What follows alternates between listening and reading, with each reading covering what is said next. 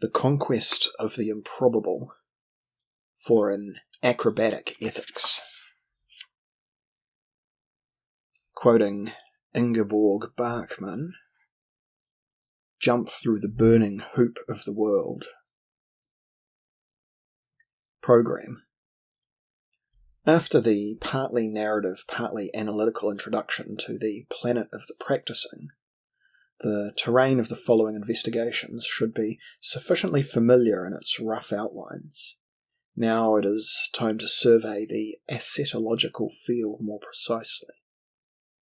This assumes that we keep our distance from the chimeras of philosophical anthropology, regardless of whether it sides with Scheller in attempting to explain the human place in the cosmos, or taking up Blumenberg's trail, resolves to give an accurate perspective on man as the animal that sees itself being seen. I'm not saying that someone who sees chimeras has not seen them, but they only recognise what their method allows them to perceive. The specialised interests in a personified form, the philosophy professor himself who swings over from the savannah to the seminar as a model for all evolution. And when Scheller says that man is the Catiline of nature, the eternal troublemaker, rerum novarum cupidus, such a perspective even adds a political and criminological colour. One expects Cicero to appear at once and ask the eternal man how long he will continue to abuse our patience. A material anthropology at the standard of our present knowledge can only be developed in the form of a general anthropotechnology. This describes humans as the creatures that live in the enclosure of disciplines, involuntary and voluntary ones alike. From this angle, anarchisms and chronic indisciplines too are simply disciplines in alternative enclosures. The word anthropotechnics points to a universe on which such authors as Arnold Galen, with his insistence on the necessity of tying the individual to institutions to avert a descent into wilderness, Jacques Lacan, with his espousal of a symbolic order, understood in terms of paternal law, and Pierre Bourdieu, with his attentiveness to the basis of class-specific behaviour in the habitus, have already formulated partial views. Ethnolinguists inspired by Wittgenstein, structuralist ritual researchers and Foucauldian discourse historians also set foot on this terrain some time ago. Any unwillingness to learn from these authors would be unwise. Anyone who has taken a cue from Nietzsche and started to develop a notion that one of the broadest and longest facts that exist, however, cannot avoid re-examining the entire human field in the light of this general ascetology. Its object, the implicit and explicit practice behaviour of humans, forms the core of all historically manifest varieties of anthropotechnics, and it is questionable whether genetics will ever contribute more than an external modification to this field, which has long been practically constant in its power. If I am arguing for an expansion of the practice zone, I am doing so in the face of the overwhelming evidence that humans, on this side and the other side of work and interaction, and on this side and the other side of the active and observing life, have an effect on themselves, work on themselves, and make examples of themselves. In the following I will demonstrate the autoplastic constitution of the essential human facts. Being human means existing in an operatively curved space in which actions return to affect the actor, works the worker, communications the communicator, thoughts the thinker, and feelings, the feeler. All these forms of reaction, I would argue, have an ascetic, that is to say, practicing character, although, as stated above, they largely belong to the undeclared and unnoticed asceticisms, or the occulted training routines. It is only the first expressly practicing humans that the ascetic circle of existence is explicitly rendered visible. It is only with the first expressly practicing humans that the ascetic circle of existence is explicitly rendered visible.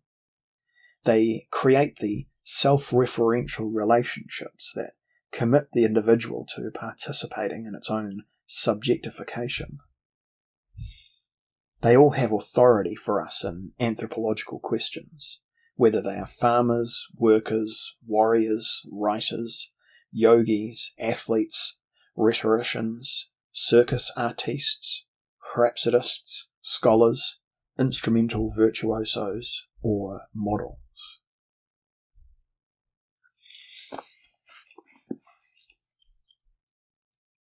Height psychology. The doctrine of upward propagation and the meaning of over.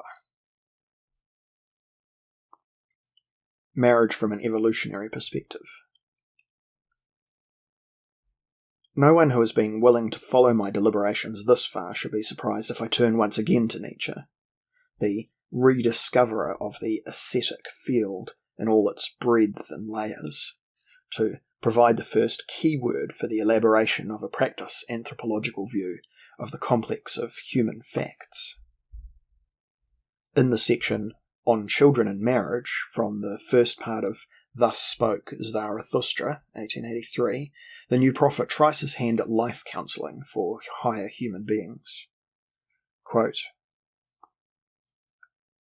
I have a question for you alone, my brother.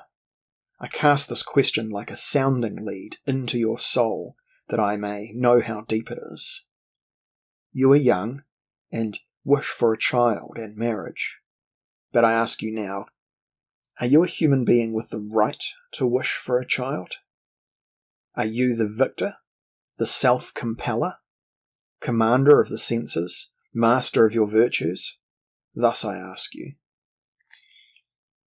Or is it the beast and dire need that speak out of your wish, or isolation or discord with yourself? I would that your victory and your freedom might yearn for a child. Living monuments shall you build to your victory and your liberation. Over and beyond yourself shall you build. But first you must be built yourself, foursquare in body and soul. Not only onwards shall you propagate yourself, but upwards. May the garden of marriage help you to do so. A higher body shall you create, a first movement, a self-propelling wheel, a creator shall you create. Marriage. Thus I call the will of two to create the one that is more than those who created it. End quote. As always with reading Zarathustra, one should not be misled by the evangelizing tone. These are not neo-religious instructions, but rather directions for the neo-ascetic trainer. In the present case, they refer not to physical exercise of a gymnastic or athletic nature, but rather to the sexual diet, or more precisely to the inner attitude that should be reached before the natural consequences of human reproductive activity can be affirmed. What Nietzsche's prophetic double presents is no less than a critique of the linear sequence of generations. Thus, children who resemble the appearance in the status quo are superfluous, or more precisely, superfluous replicas of superfluous originals. We shall hear more about the reason for their superfluity shortly.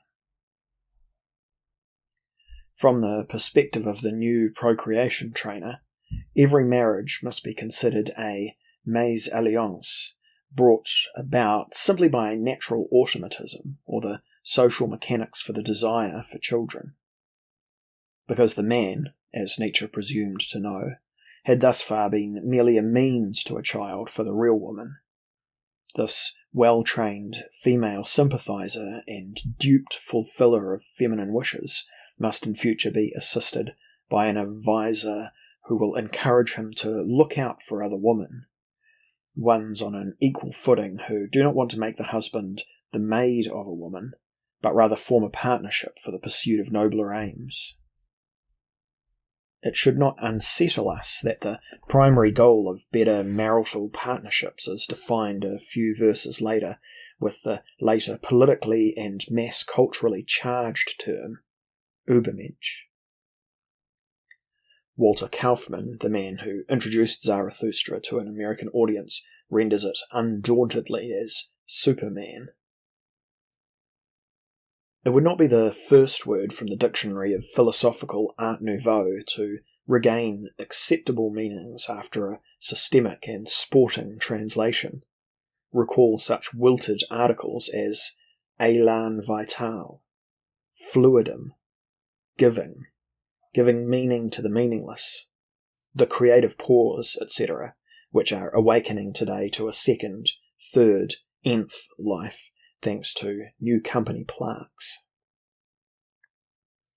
It's not my aim here to examine the relationship between genetics, pedagogy, dietetics, and artistry in Nietzsche's call for upward propagation. I shall content myself with the observation that the biological part in this project can practically be overlooked alongside the three other elements.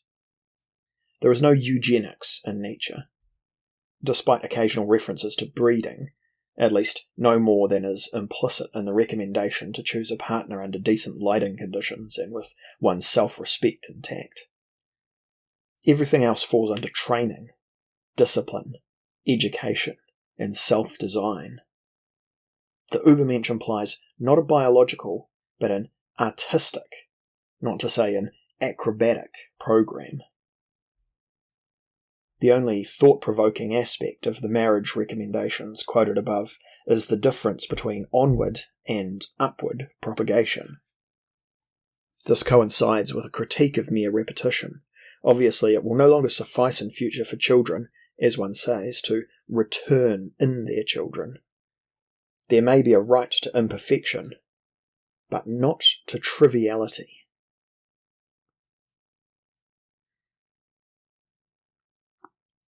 What does upwards mean for a critique of the vertical? The quoted passage brings into play Nietzsche's specialty, his attentiveness to questions of verticality in human matters of values, rank, and achievement to particular effect. It can be taken as the starting point for the general questions of general ascetology. What is the business of the practicing life, and to what end is it pursued? In what sense can we distinguish here between horizontality and verticality? Whether the concern is the ascending line between parents to children in particular, or the gradation between the levels of the practicing life in general. Whence does Nietzsche draw his convictions that the kinetic attribute onward has less value than upward? From what sources does he acquire his knowledge of what above and below mean in such contexts? How can one form a life, one mode of being, be located over another in this field anyway? Where do the criteria for judgments of over come from? Are they immanent to circumstances, or are they introduced from without? Why is continuing horizontally no longer the highest goal for Nietzsche, as it is for the majority of seasoned traditionalists in all times and places? And what motives underlie his conviction that a continuation of the game of replications is only affirmable and non-trivial if it brings about an enhancement? It's clear from these questions that we will not advance any further in these reflections on the nature of practice directions without a critique of the vertical.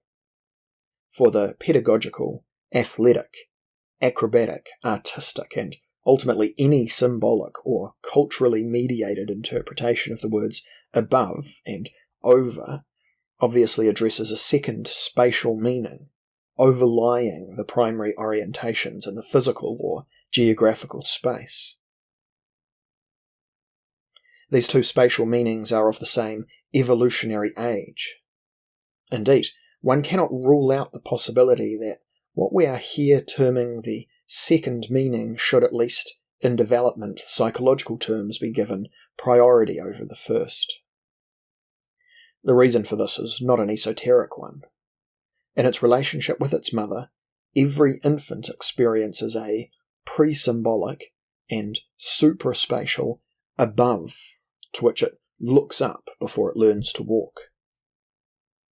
Fathers and grandparents are likewise up there, long before the child begins to build towers from blocks and place one piece on top of the others as the uppermost. Then it can knock over its edifices and learn that one always remains superior to self-made constructs. It is sufficient to observe how the highest block returns to its original position on the ground following the collapse. This provides an experience of primitive sovereignty, whose development continues into the games of critique among adults. Every deconstruction is a game of little towers with the classics. By contrast, the child cannot simply overturn the established polar situation with the parents up there and itself down there.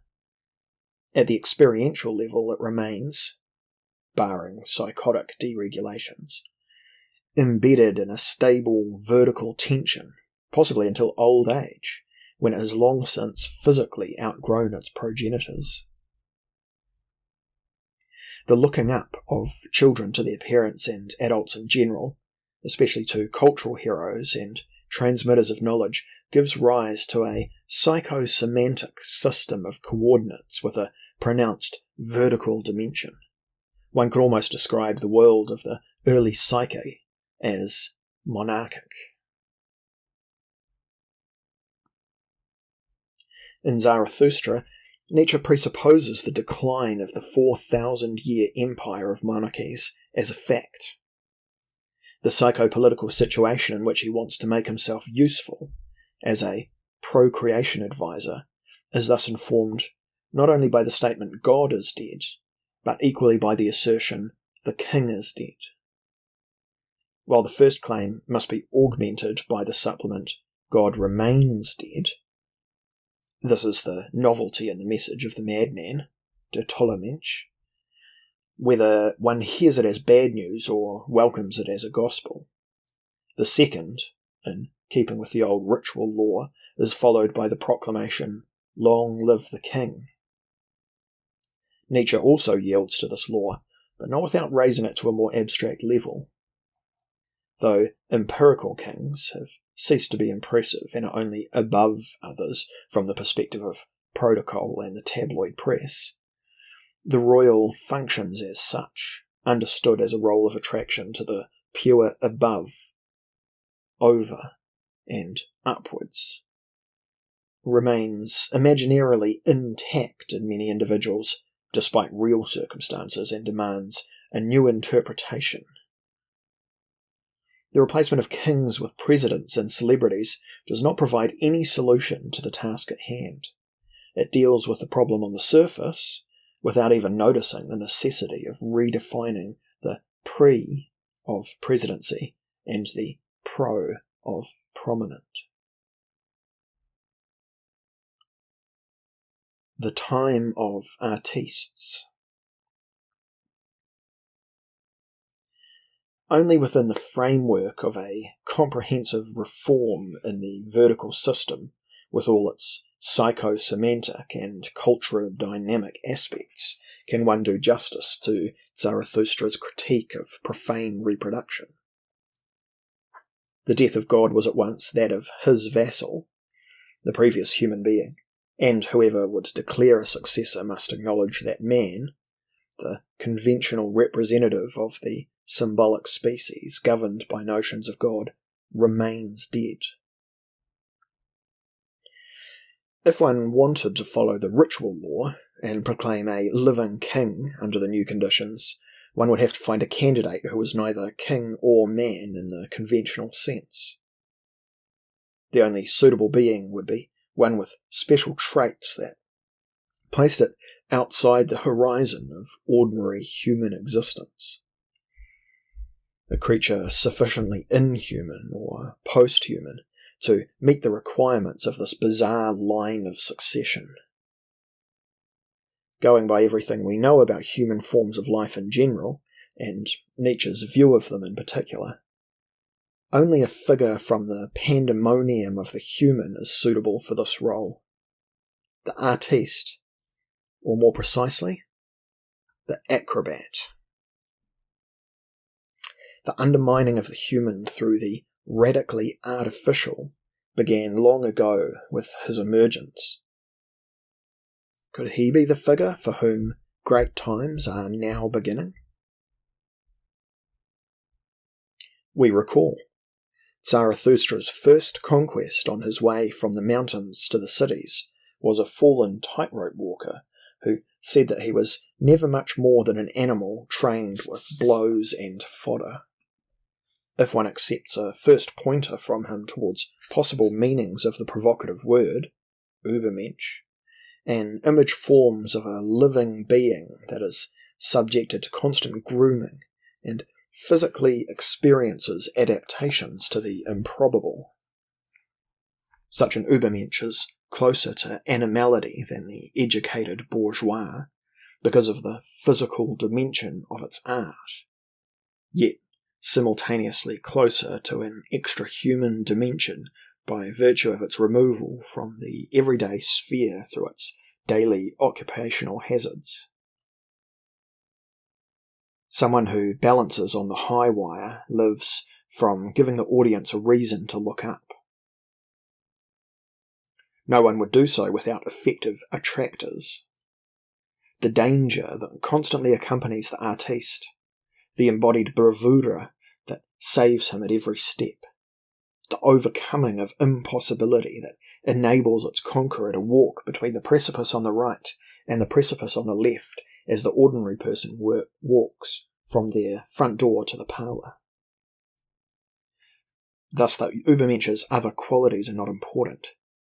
He brings traits that distinguish him from previous humans in the same way the tightrope walker differed from his audience. Thomas Mann, incidentally, in the chapter on the Parisian circus in his Confessions of Felix Krull, had already put a vehement denial of the artiste's membership of the ordinary human race in the mouth of his protagonist. One reads that the trapeze artist Andromache, daughter of the air, is neither a woman in the conventional sense of the word, nor even a human being at all. Her true nature is that of a solemn angel of daring. Jean Genet voices similar sentiments. Does anyone in his right mind walk on a wire or express himself in verse? It's sheer madness. Man or woman, unquestionably a monster. Initially, the Über in Übermensch refers only to the altitude at which his rope is fastened above the heads of the spectators. I do not think it is an affront to Nietzsche if we note that beneath the romantic mask of his most oft-cited idea lies initially nothing other than a fantasy of prominence, insofar as one takes prominence as the category of people worth seeing according to criteria that remain to be discussed. Whether the protruders and outstanders, Latin prominere, to protrude, and eminere, to stand out, walk over tightropes, catwalks, or red carpets is merely a technical difference. What matters is the position of the monster, from the Latin monere, to warn, in which the skill increased through strict training and its exposition and total visibility are drawn together in a single complex. In this sense, prominence, after artistry and in alliance with it, provides the second impulse for the subversion of the human being through a non-human principle. Ultimately, with his hysteroid Übermensch propaganda, Nietzsche simply ensures the possibility of fastening new ropes overhead that are worth looking up to. The over here refers to the dimension of looking upwards. The human of the over is the artiste who draws our gaze to wherever he is active. For him, being there means being up there. At this point, one could raise the objection that the artiste Nietzsche was primarily an evolutionist, even a biologist of the worst kind, whose work exemplifies the fatal gesture of his century, the betrayal of the world of the intellect in the name of a naturalism without limits. What else could the desire to translate man back into nature mean? Had Nietzsche not genuinely undergone a dangerous conversion that estranged him from his beginnings?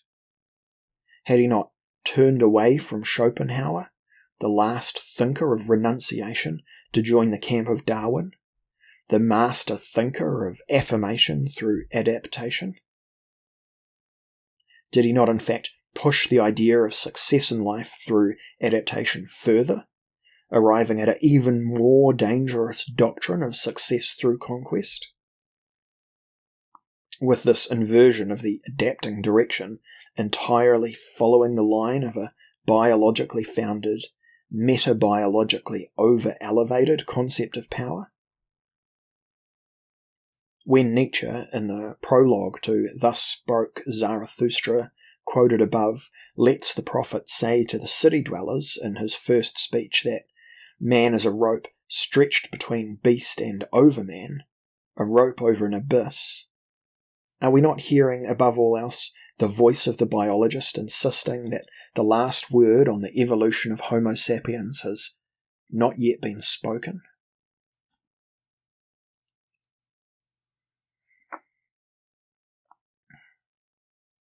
Nature acrobatics on Mount Improbable.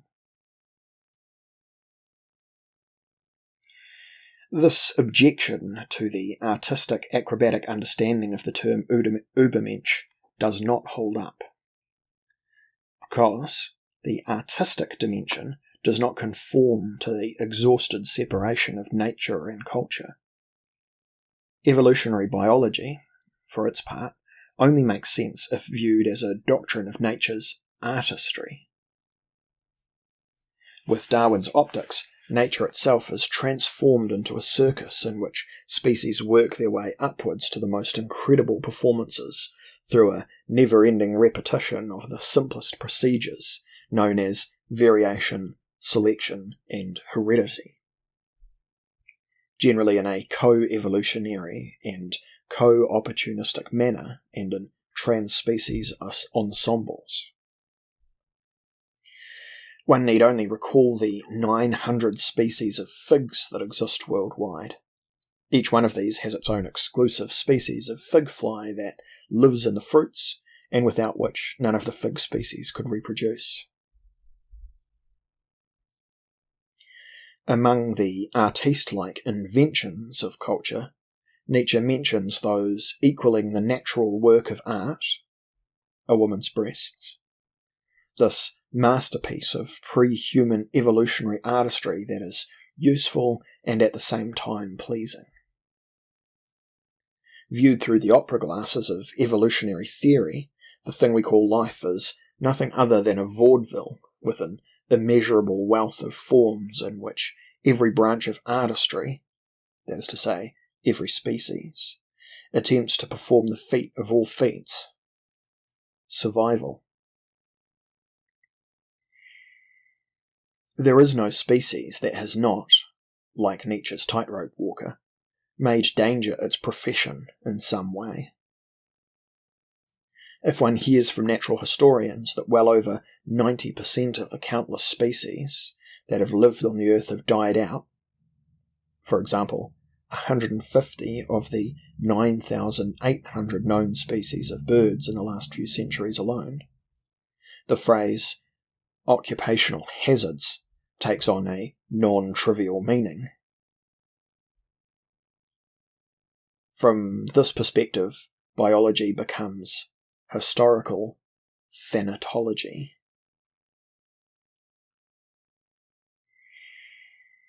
If, on the other hand, one speaks of current life forms, one must, especially as a naturalist, be able to recount their success story and illuminate the principles of their continuation, which means saying how they succeeded in staying on the survivor's side to this day. The star biologist Richard Dawkins took on a project of this kind over a decade ago when he recounted in a popular lecture series at the Royal Institute, broadcast by the BBC under the seemingly child-friendly title Growing Up in the Universe, the history of life and its most imposing success forms. The title of the resulting book, Climbing Mount Improbable, once more demonstrates Dawkins' ability to popularise his field with vivid formulations. In this particular case, he surpassed his own aims. Natural history, described as a climbing tour in the mountains of improbabilities, directly becomes a nature artistic affair in which one cannot decide, and fortunately does not have to, whether the ascent of Mount Improbable is carried out by the different species or the biologist who studies them. The image of climbing this peak of improbability is itself most likely to be inadequate, as the rise of species cannot be understood as the conquest of a pre-existing summit. Rather, its development constitutes the folding out of the mountain to its current altitude. Behind the image of the ascent to the mountain of the improbable lies a deeper figure, namely the emergence of a peak that is raised from the more probable to the more improbable by trivial evolutionary forces. Whether one takes the path to the summit as a climbing or a lifting of the entire rock mass, however, natural history takes on an imminent artiste-like dimension through this observation. Survival is a code word for nature acrobatics. The question of who watches nature perform its feats cannot be answered from a human perspective. The only observer we can point to is the biologist, who enters the theatre of evolution with a delay of hundreds of millions of years. In the light of these reflections, it would seem logical to relate the over in survival, Überleben, and the over in Übermensch to the dimension of growing improbabilities. While dying out would always be the more probable result of a species' attempts to live, and the stagnation of humans in a final form of human existence would certainly be the more probable end to human history, an end that is not espoused without some self-satisfaction by the proponents of a supposed right to imperfection.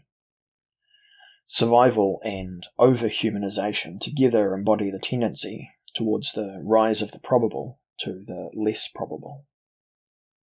A surviving species embodies the current link in a chain of replications that has succeeded in stabilizing its improbability. If one assumes that a stabilized improbability immediately becomes a base for further ascents, this provides the basic principles for an understanding of the evolutionary drift towards the summit of Mount Improbable. The biologist's reference to peaks of the improbable thus offers an answer to the question posed above as to the meaning of upwards in Zarathustra's command, "Not only onwards shall you propagate yourself, but upwards." That is, plausible in the context of current knowledge. This response assumes that evolution, as such, always moves upwards, in the sense that it establishes a continuum of life from experiments at constantly rising levels of stabilized improbability. That is not a planned progress, of course, yet as a movement towards increasing complexity, it is an unmistakably directed process. The contrast between onwards and upwards disappears of its own accord in the succession of generations because, when viewed diachronically over extended periods, all species that seem to embody stable final forms transpire as momentary states within a genetic drift that is unpredictable in its details, but points upwards overall. The global drift in the fitness current shows an increase in those species rewarded with survival, and it is precisely this tendency, that the current runs uphill counterintuitively, that Dawkins illustrates with the image of climbing the heights of the improbable. Quote, "The evolutionary high ground cannot be approached hastily. Even the most difficult problems can be solved, and even the most precipitous heights can be scaled, if only a slow, gradual, step-by-step pathway can be found." End quote. This pathway is sought by the selfish genes which are simultaneously passed onwards and upwards in the constant reality test of species life. Nietzsche's artiste metaphysics can follow on effortlessly from the tenets of Darwinist biology.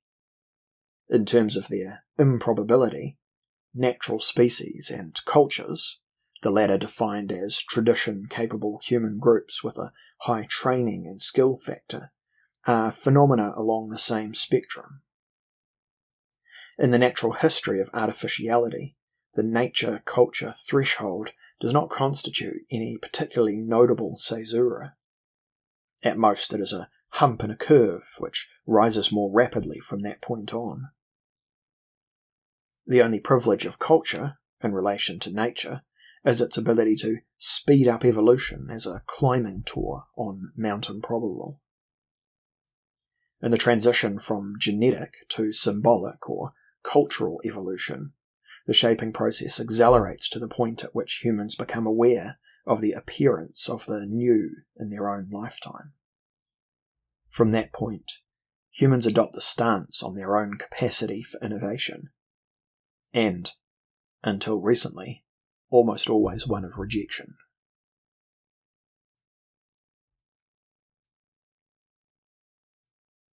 Primary conservatism and neophilia.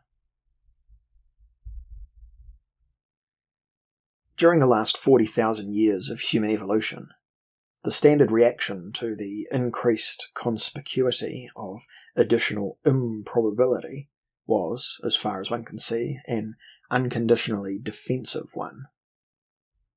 On their habitual surfaces, all old cultures extending back to their earlio-paleolithic forms are consummatively conservative.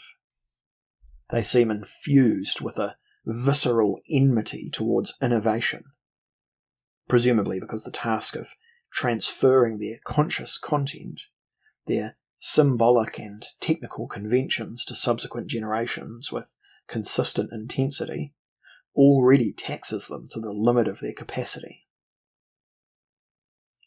Cultures, as such, are consistently based on the fundamental contradiction between the acquired neophilic attitude of Homo sapiens and the, at first, inevitably neophobic constitution of their rule apparatuses. Because the reproduction of their ritual and cognitive content is its first and only concern, its path through the ages is massively neoclastic. The shattering of the new, in general, precedes the iconoclasms, in particular, by many millennia. For every Catiline, every rerum novarum Cupidus, there are 10,000 preservers of the old, like Cato.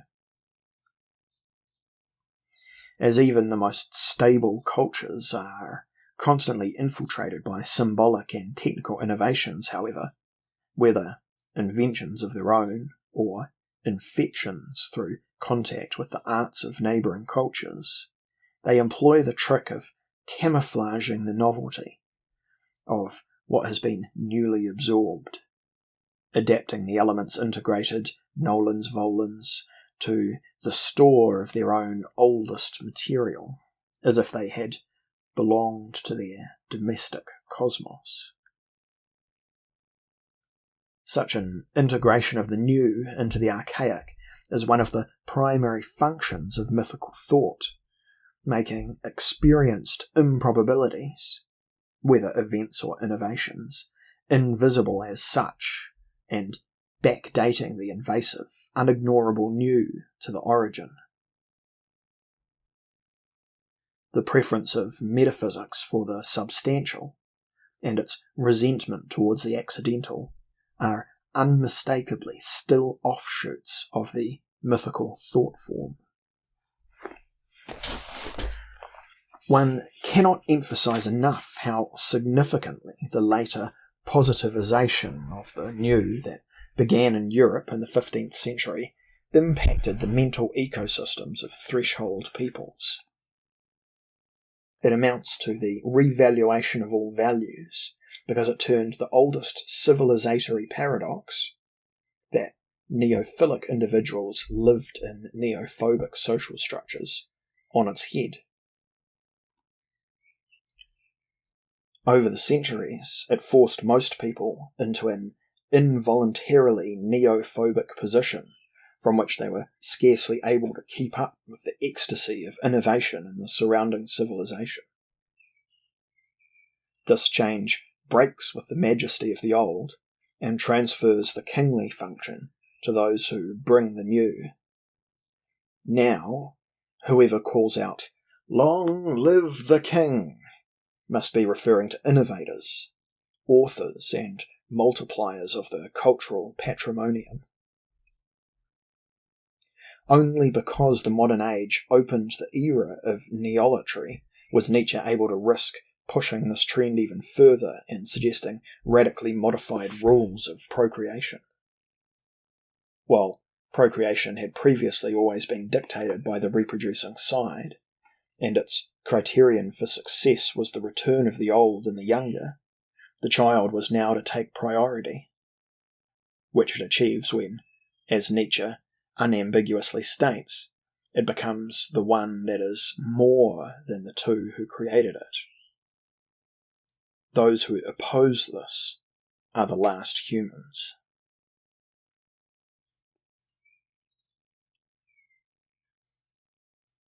Artiste metaphysics. The evolutionary preconditions for this turn can be clearly named, even if the consequences remain unforeseeable. They lie in the neolatric valuations of the European Renaissance, which ultimately go back to the reinterpretation of the Christian Trinity in favour of the creative spirit, and the shifting of the imitatio Christi to the imitatio Patris Spiritusque. Against this background, Nietzsche did not have to do much more than tear away the husks of convention from the cult of the new, which was already fully developed in this time, and embrace the dogma of innovation without limits. He was one of the first who was able to perceive Mount Improbable emerging from the mist.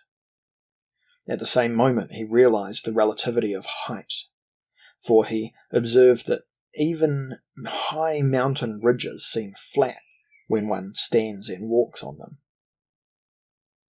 Only thus could he arrive at the opinion that the mountain of evolution was not yet high enough.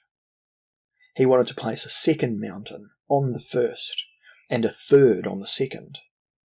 Accordingly, he wrote, "Fewer and fewer climb with me on ever higher mountains. I build a mountain range from ever more sacred mountains. Above every mountain range of results there is a mountain range of tasks to be unfolded upwards. Only erecting new, steep faces can compensate for the flattening out of the mountain resulting from the habit of living on it. One must realize how much Nietzsche is speaking here as an artist. The desire to push improbability further to a mountain range of mountain ranges articulates the highest level to which an artist's confession can advance. Only the artistic will to transform the future into a space of unlimited, art-elevating chances enables us to understand the core of the procreation rule. A creator shall you create, a self-propelling wheel, a first movement. This rule contains no less than Nietzsche's theology after the death of God. There will continue to be a God and gods, but only humanity immanent ones, and only to the extent that there are creators who follow on from what has been achieved in order to go higher, faster, and further. Such creators never work ex nihilo, of course, contrary to the scholastic misconception. They take up results of earlier work and feed them into the process once again. Creation is a resumption of the first movement. The return into the flame that burns upwards, or the turning of the self-propelling wheel that moves from within itself. This formulation brings into play the better form of scholasticism, where the from within itself constitutes the kinetic dimension of the in itself and the for itself. The creator follows a metaphysical assignment. If life itself is already a vibrating mountain of improbabilities, one can only prove an affirmation by piling the mountain up even higher. That is why upward procreation is meant to create a creator. By producing additional increases of the improbable, one acclaims the dynamic of improbability increase as a whole. Hence the demand for a human being who has overcome their own obstacles in life and is free of resentment towards creativity. Only such a person would no longer take themselves, let alone their ancestors, as a yardstick for the becoming of the next generation. Only they could affirm, without neophobic reflexes, the idea that the cultural mountain range of improbability must, in future, be unfolded to a level higher with each generation. They would not turn their own imperfection into an obligation for their descendants.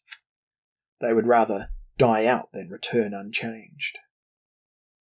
They understand and welcome the fact that, according to the law of the normalization of the improbable, earlier peaks present themselves as mere hills or plains in the perception of later generations.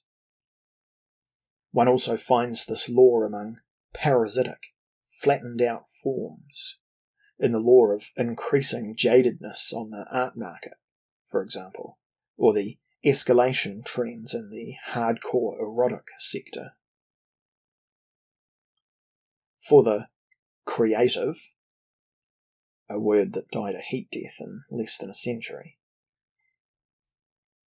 for the creative person, the comparative, in the form Indo-Germanic languages place in their speakers' mouths, is more than simply a grammatical function.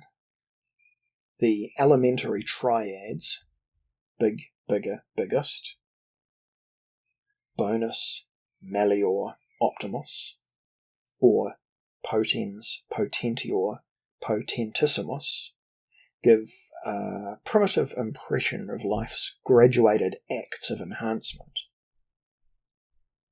One need only undo the theological blockage of the superlative in order to understand that the maxima have always left room for increase, even when they are secured with ne plus ultra fences. It is the very cultural processes of life that presents what was great yesterday as smaller, and passes off the greater of earlier times as normality only a short time later. It transforms the insurmountable difficulties of yesterday into paths on which, soon afterwards, even the untrained will advance with ease. For those who have lost faith in the omnipotence of obstacles, and what was classical ontology if not a faith in large-scale obstacles, the previous state is the base camp for the next outing, and from that point on, the acrobatic path is the only viable one.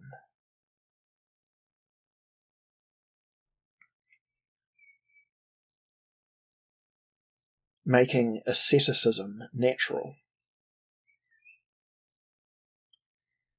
On closer inspection, what people sought to call Nietzsche's biologism, and biologism, as some diagnosticians of imperialism suppose, is the mystified form of capitalist competition, transpires as a generalized acrobatism, a doctrine of the processual incorporation of the nearly impossible.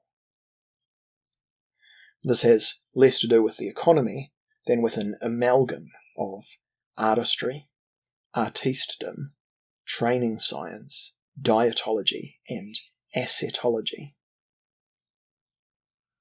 This combination explains the programmatic statement entrusted to a notebook by the author of the Genealogy of Morals in the autumn of 1887. Quote, "I also want to make asceticism natural again, in place of the aim of denial, the aim of strengthening." End quote. The existence of tomorrow's humans is thus to be based entirely on practice and mobility, including a gymnastics of the will and tests of courage for one's own powers. Nietzsche even envisages a training for moral virtues in which one can prove one's strength in being able to keep one's word. For the philosophical acrobat, making asceticism natural involves basing anti-naturalism on nature, which means that the body must always be taken along, from the bottoms to the tops of the acrobatic figures. When the artistes of the Chinese state circus show in one of their pyramid stunts how 5, 6, or 7 artistes climb up one another, such that the uppermost is standing on the shoulders of the countless others lower down, and then he performs a one-handed handstand while, to top it all, balancing glasses of water on a tray placed on the sole of his left foot, then philosophers too should realize, assuming they go to the circus, what Nietzsche observed with such pathos, that there is no less corporeality involved at the highest point than in the middle or at the bottom. It is also clear how the acrobatic figure provides its own commentary on the topos mind over matter. Artistedom is the somatization of the improbable.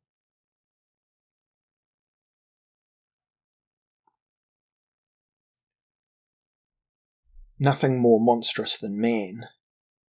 Existence at high altitude. This viewpoint is not entirely contemporary. It is foreshadowed in older bodies of wisdom literature. In the European context, probably most decisively in the oft-discussed choral song from Antigone by Sophocles, in which man is described as the most wondrous of all things, the most monstrous of the monstrous, des Ungeheuren, as Hölderlin rendered it strikingly, but also tendentiously.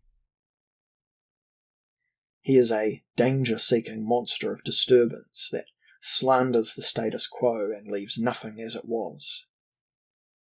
as a seafarer who explores the most perilous zones of the sea, as a desecrator of the holy soil who weakens it with his plough, as a bird-catcher who lays out treacherous nets, as an extravagant big-game hunter in the mountains, as a state builder and lawmaker, as a doctor who pushes back suffering.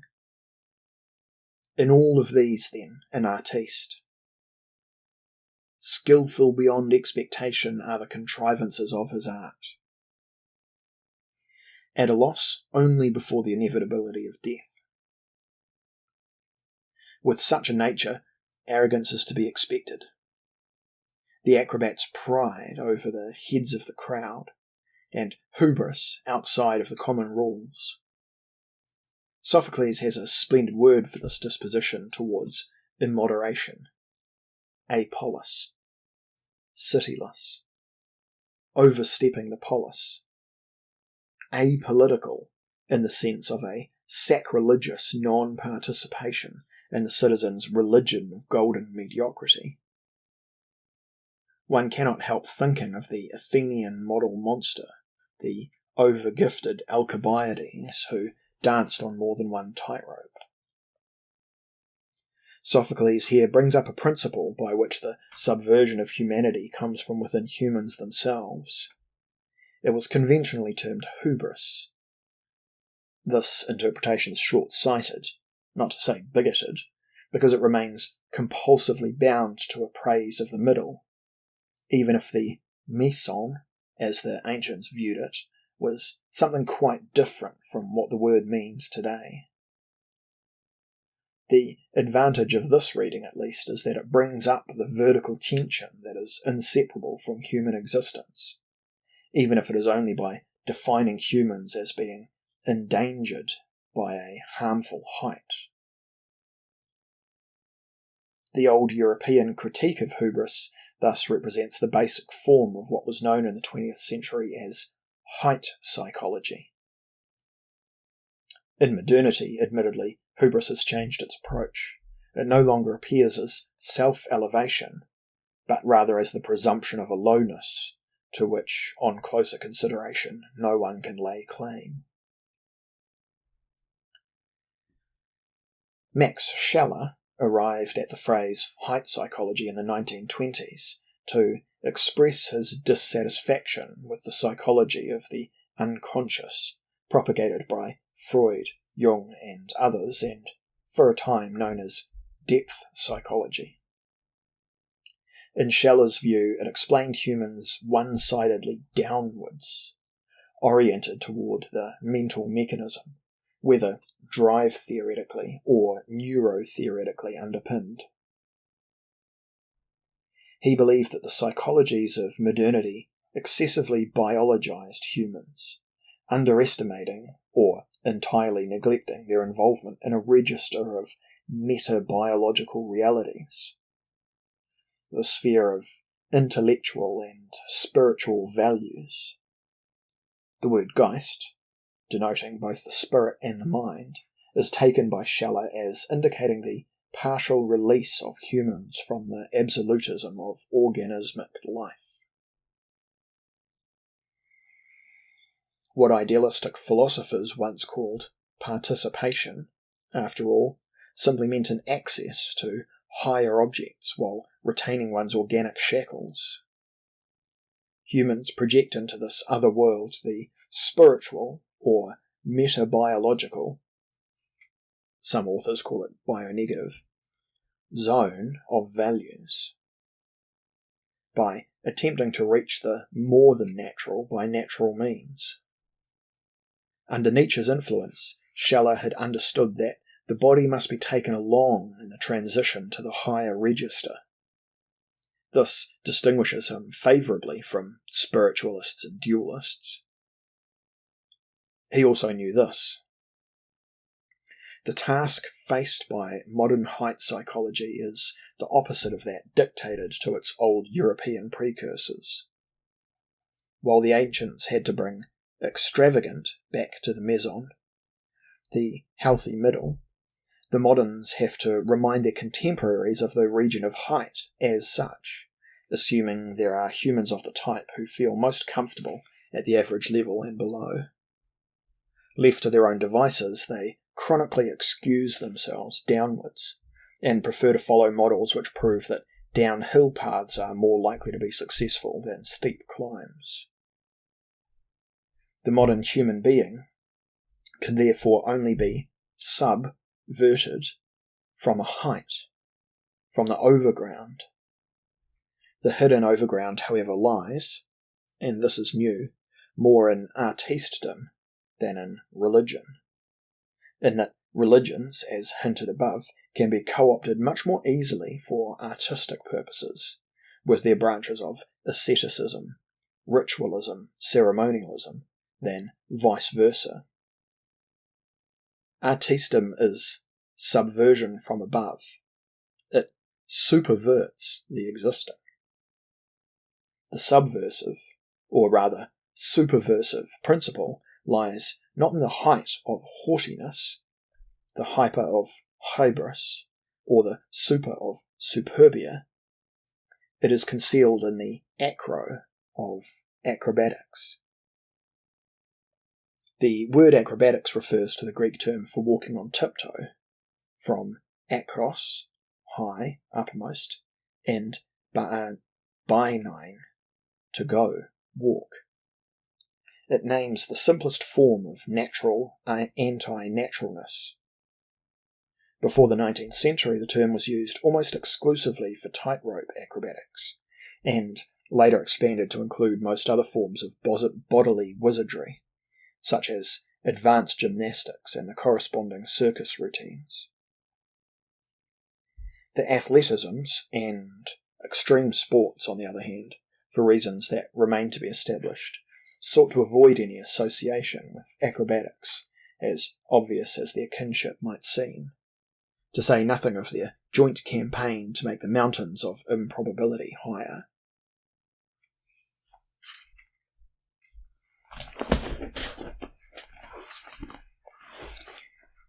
Jacob's dream, or the hierarchy. The central document of the subversion, or rather supraversion, of humanity through artistry far predates Sophocles' references to the techno-hubristic constitution of the human sphere. I am referring to the dream vision of Jacob, as recounted in the patriarchal stories in the book of Genesis, here in chapter 28. Jacob left Beersheba and set out for Haran. When he reached a certain place, he stopped for the night because the sun had set. Taking one of the stones there, he put it under his head and lay down to sleep. He had a dream in which he saw a stairway resting on the earth, with its top reaching to heaven, and the angels of God were ascending and descending it. There above it stood the Lord, and he said, "I am the Lord, the God of your father Abraham and the God of Isaac. I will give you and your descendants the land on which you are lying." The old European tradition does not know any image for the interpretation of human ties to vertical forces that has a comparably powerful effect. Here too we find overhumans, though not of the species coming from humans, but rather those who are created thus by God. The work carried out here by angels is that of acrobats from the start. They climb up and down a ladder. In some translations, a staircase between heaven and earth. This is meant to demonstrate a fact that should be pointed out very plainly.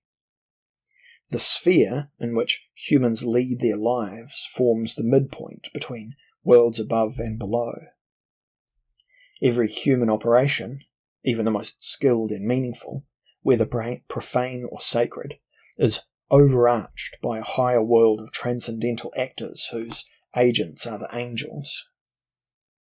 Whatever humans are capable of doing can be done better at the overhuman level. Thus, since time immemorial, angels have been making their own contributions to an artistic superversion of the human. There is good reason to claim that the history of old Europe is, in many respects, the history of translations of Jacob's ladder from the dream sphere into daily culture. It constitutes the shared history of hierarchy and acrobatics, insofar as one transfers the initial acrobinion, the walking high up on tiptoe, onto walking and standing on the steps of a ladder between the earth and the highest, and onto the many ranks of nobility between the king and the people. Incidentally, ladder acrobatics in the circus constitutes a transitional form to aerial acrobatics, as with angels, whom one imagines not only as rung climbers, but also as a flying company. It makes good sense, therefore, when Jacob builds the first house of God, Bethel, in the very place where the angel's ladder touched the earth. For the first brick, he takes the stone that he used as a pillow on the critical night. When an old nomadic people territorializes itself, the best place to do so is one from which the route continues vertically. Where there was dream hierarchy, there shall be real hierarchy. Just as the angels stand above one another in 10 ranks, from the worshipping seraphim to the executive angels of the basic courier service, the members of the actually existing church should also stand above one another, according to Pseudo-Dionysius, the Areopagite.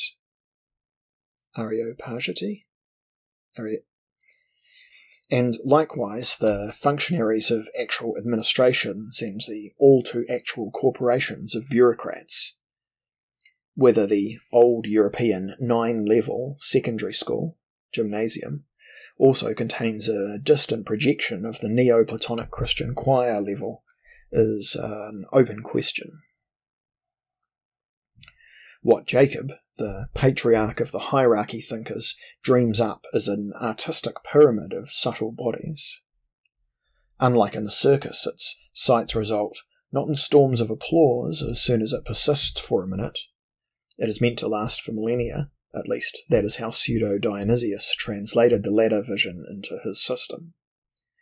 That the Areopagite thus simultaneously created a symbol of the acrobatization of both heavenly and ecclesiastical hierarchies, however, can only be noted from the current pole of history. Once the dissolution of traditional hierarchical systems provokes a new reflection on the reasons, modes of operation, and metamorphoses of verticality. It testifies to the power of the ladder tradition that even Nietzsche was still under its influence when he lets Zarathustra say to his friend that he wants to show him all the stairways to the Übermensch.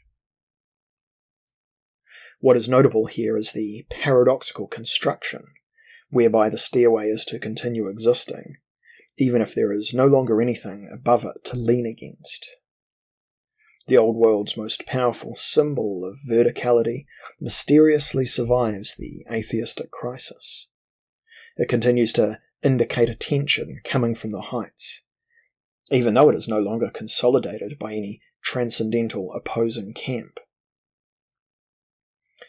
The problematic motif of the transcendence device that cannot be fastened at the opposite pole also returns in Zarathustra's declaration that man is a rope stretched between beast and Übermensch. Whether ladder or rope, one can no longer tell with this imagery where the upward tension is supposed to come from. This difficulty remains irresolvable at the level of traditional imaginations. Indeed, it would have ruined the entire structure had Nietzsche not long since adapted implicitly to the completely different kind of evolutionary enhancement of improbability. With its help, the transformation of angels into artistes succeeds almost unnoticed. In the same way the former served as God's messengers, the latter act as messengers of art. They convey the good and alarming news that people are piling up ranges of ever higher and more sacred mountains.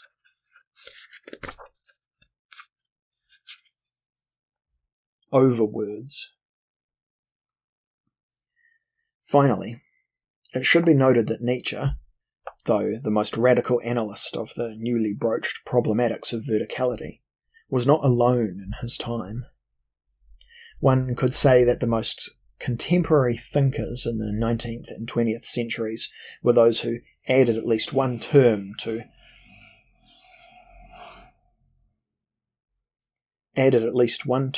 modernity's vocabulary of verticality. Marx speaks of superstructure and overproduction. His brother-in-law, Lafargue, of overconsumption. Darwin of survival.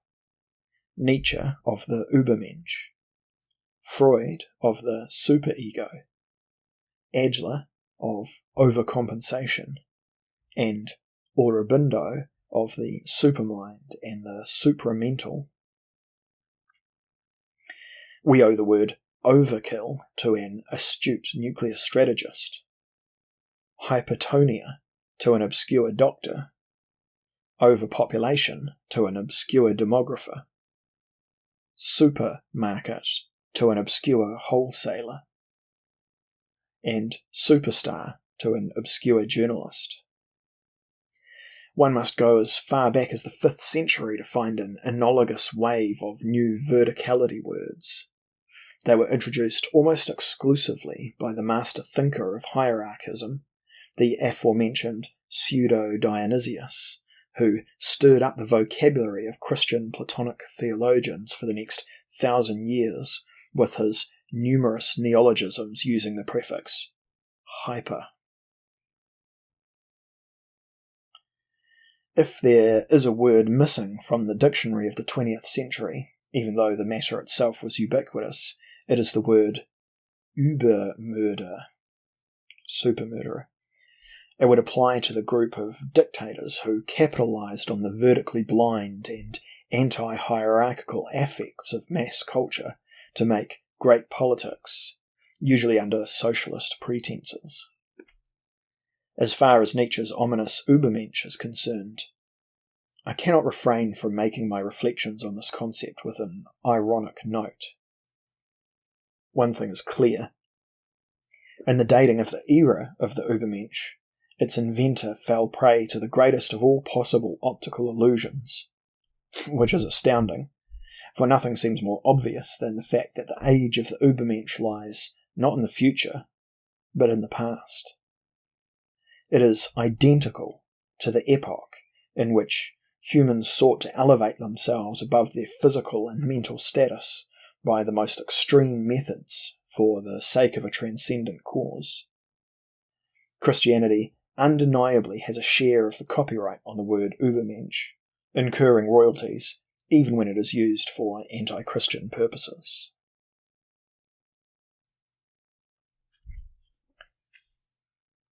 No slave revolt in morality. Christian athletism. I part ways most importantly with Nietzsche in his interpretation of the difference between master morality, Herrenmoral, and slave morality, Sklavenmoral. I concede that I am unsure whether a major event such as the slave revolt in morality, invoked so forcefully by Nietzsche, ever occurred. I tend more towards the view that this supposed revaluation of all values, this most far-reaching distortion of all that was naturally right in the history of the spirit, was a fiction, in which the author elevated a number of very significant and correct observations to an untenable construct. His motive lies in the fact that Nietzsche, though not intending to found his own religion, did intend to defound traditional Christianity with holy fury. It is precisely the eschatological perspective reopened by Nietzsche that highlights the continuity and the transition from heathen antiquity to the Christian world, especially in the area most relevant here, the transference of athletic and philosophical asceticism to the monastic and ecclesiastical modus vivendi. Had this not been the case, the early monks of Egypt and Syria would not, citing Pauline images of the apostles Agon, have called themselves the athletes of Christ. And were monastic asceticism not an internalization of the regimen of physical warriors, as well as an adoption of philosophical doctrines of the art of living from a Christian perspective? Monastic culture, especially in its West Roman and Northwest European manifestations, could not possibly have led to the unfolding of powers on all cultural fronts. Charitable, architectural, administrative, economic, intellectual, and missionary powers that took place between the 5th and 18th centuries. What actually happened then was a displacement of athletism from the arenas to the monasteries, or, more generally speaking, a transference of proficiency from declining antiquity to the burgeoning Middle Ages, to mention only the periods and not name each of the old and new carriers of competence, the aritological collectives of that time and later times. Hugo Ball put his finger on the essence of these shifts when he emphasized in his book Byzantinisches Christentum, 1923, that the intellectual heroism of the monks constituted a superior counter-project to the nature heroism of warriors.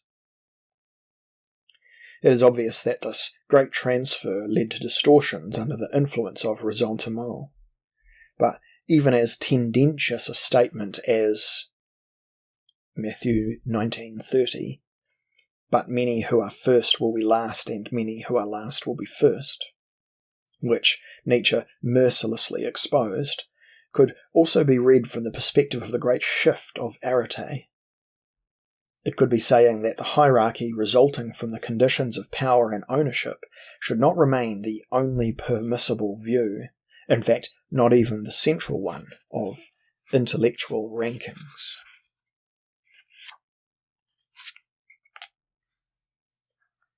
Aristocracy or meritocracy. I repeat, a slave revolt of morality did not, in my view, take place at any time in the old Europe.